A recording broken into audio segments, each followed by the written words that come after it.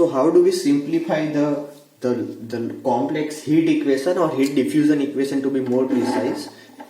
So there are multiple cases to it, and we'll take each of the case one by one. And this will be very helpful when we are solving questions related to heat transfer, or more specifically heat diffusion equation. So let's write the let's write the topic first. Simplification in heat diffusion equation. And for our reference, we'll write the heat diffusion equation in the Cartesian coordinates. So the equation is del by del x. So these are the partial derivatives of k del t by del x plus del by del y into k del t by del y plus del by del z into k del t by del z plus q dot generation is equal to rho Cp del t by del t.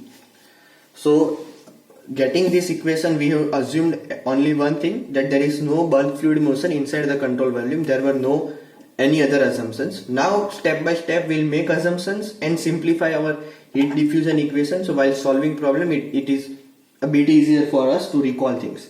So the first simplification I had already mentioned when we were deriving heat diffusion equation, that was if the thermal conductivity value is constant. That means the K is constant.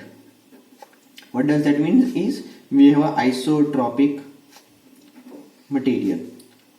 I have mentioned about that also, isotropic material, a bit earlier in the case of heat flux. Over here also I had mentioned that if my K value is same in all directions, that is x, y and z directions, it is called as isotropic material. If the values are different in the three perpendicular directions, it is called as orthotropic material.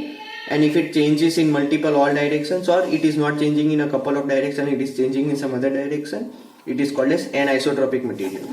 Okay, so let's continue with our thing. So if it is constant in if the k value is constant, that means I can take out this k from the partial derivatives which are inside this.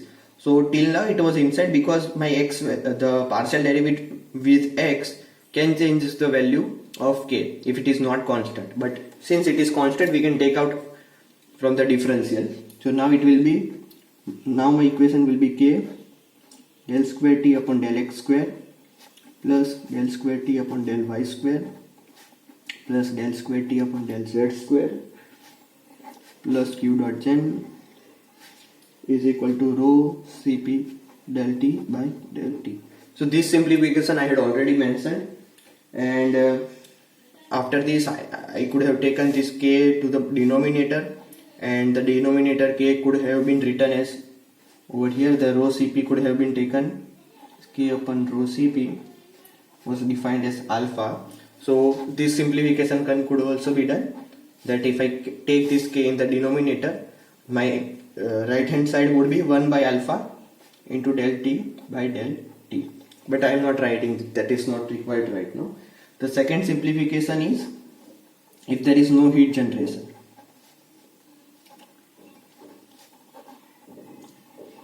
That gives a big relaxation for us. That means the q gen term will be equal to 0. Now my equation is only remaining 2. So this is a second derivative, second gradient of temperature. This is how we can write it. Second gradient of temperature is del square t upon del x square plus the second term plus the third term in y in z square, z direction. Okay, so this relaxes us a lot. So now we have del square t gradient second order gradient is equal to 1 upon alpha del t by del t. So this is what we have right now over here. That's what I was explaining in the first point also. In the third simplification could be, we have steady state plus whatever assumptions we have taken in second point and in the first point. So over here the basic assumption remains that my k value is constant. That's the only reason that is by default, because I have taken h value in the denominator and taken h outside from the differential. So writing this already assumes my k value is constant. That's why. So in 2 my assumption for 1 is included already. In 3 my assumption for 2 is already included. Okay. So my third assumption is it is a steady state. So that means my things will not change with time. Sorry, I am assuming only one. Let's have some heat generation right now. So we will have heat generation first. So we have steady state plus k value is constant. That means my equation will be like this: plus q dot gen upon k is equal to 0. This 0 is because things are not changing with time. That's why the right hand side del T, temperature changing with time term, will go to 0. And my fourth is, I am having steady state plus q dot gen is 0 plus k value is equal to constant. So there are these three assumptions. When we simplify it to the fourth level, now my equation goes down to del square t is equal to 0, because the second term of q gen is 0 and my k is equal to constant. So I have taken this in the denominator over here. So my right hand side became 1 by alpha into del t by del t. Since it is steady state again, my del t by del t term is 0, hence the RHS is also 0. So only thing remaining is this term. Okay. So for one dimension over here,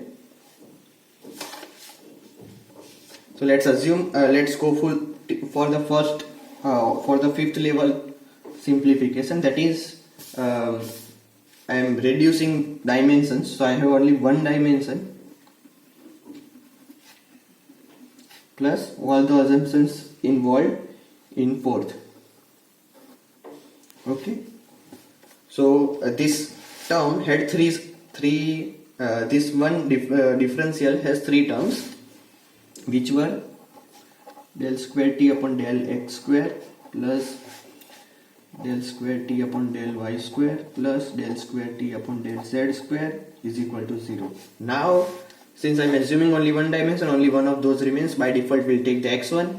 That means my fifth level simplification ends up my equation to this level. So this is the only term which is remaining now. And let's go to cylindrical coordinates also for you. So in cylindrical coordinates, the fifth level assumption boils down the equation to only this much.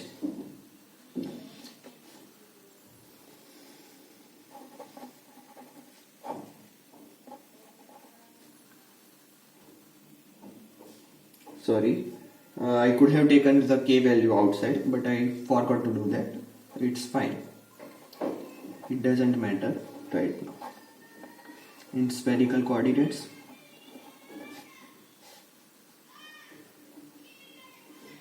it will be 1 by r square. Let's take the k value out. D by dr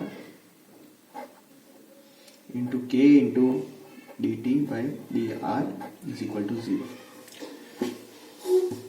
So this is the fifth level simplification and the equation for them. Now I'll explain you why did I take the complete differential over here, and I did a mistake of writing partial differentials because it is only one dimensional problem right now. So and there is no other factor for temperature to change, that is time is not there. Time has already taken a part from us when we assumed it steady state. That means there is only one factor on which my temperature changes, that is the direction x or direction r for spherical and cylindrical case. That means now it is a complete differential, so it should be d square t upon dx square is equal to 0. Now let's understand the physical significance of this. So if I have a very long wall very infinite in this direction, infinite in this direction, infinite in the in z direction and y direction, and then I want to understand the heat transfer in x direction. That is the case when I will assume it is a one-dimensional problem, and we'll go to this one-dimensional problem in length. There is a complete chapter with that. Okay. For cylindrical coordinates, the one-dimensional problem occurs when, or situation occurs when we are taking into account the infinite long cylinders. In that case, the z direction doesn't exist, and we can think of them as a heat source or heat sink at the axis of cylinder. Source or sink at the axis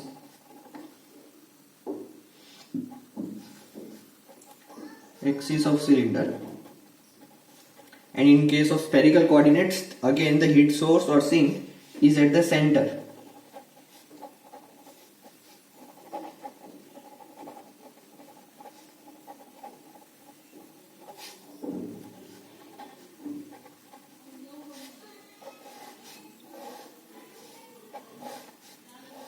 I hope you understand the meaning of source, heat source and heat sinks. Okay, so that's all. These are the fifth level of simplification for heat diffusion equation. Thank you.